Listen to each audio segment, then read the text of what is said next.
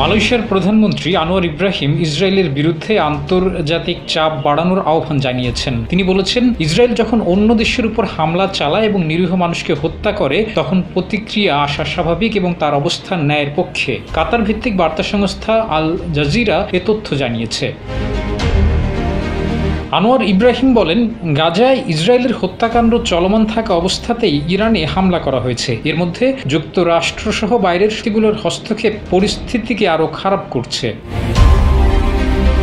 Anwar Israel Iran উত্তেজনার মধ্যে সব পক্ষকে সংযম দেখানোর আহ্বান জানিয়েছেন। এর আগে তুরস্কের রাজধানী আঙ্কারায় ইসলামী সহযোগিতা সংস্থা ওআইসি এর সম্মেলনের সময় মালয়েশিয়ার পররাষ্ট্রমন্ত্রী মোহাম্মদ হাজি হাসান ইরানের পররাষ্ট্রমন্ত্রীর সঙ্গে বৈঠক করেন। বৈঠকে মালয়েশিয়ার পক্ষ থেকে মধ্যপ্রাচ্যে উত্তেজনা কমানোর জন্য সব পক্ষকে দায়িত্বশীল ভূমিকা নেওয়ার আহ্বান জানানো হয়।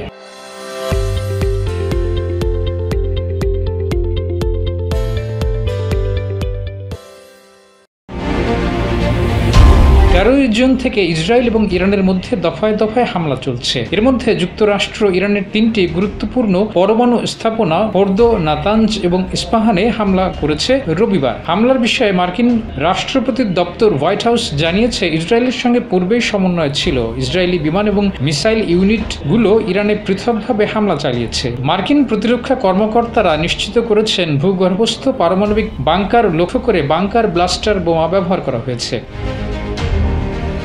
ইরান পারমাণবিক কর্মসূচি বন্ধ করবে না বলে জানিয়েছে দেশটির পরমাণু সংস্থা। ফোর্দো থেকে গুরুত্বপূর্ণ ইউরেনিয়াম সরিয়ে নেওয়া হয়েছে বলে নিশ্চিত করেছে স্থানীয় গণমাধ্যমগুলো। জাতিসংঘের পরমাণু পর্যবেক্ষক সংস্থা জানায়, হামলার পর ওইসব স্থাপনা থেকে আশপাশে বিকিরণের মাত্রা বেড়েছে বলে এখন পর্যন্ত কোনো তথ্য পাওয়া যায়নি। এর আগে মার্কিন প্রেসিডেন্ট ডোনাল্ড ট্রাম্প জানান, যুক্তরাষ্ট্রের হামলায় ফোর্দো পুরোপুরি ধ্বংস হয়ে গেছে।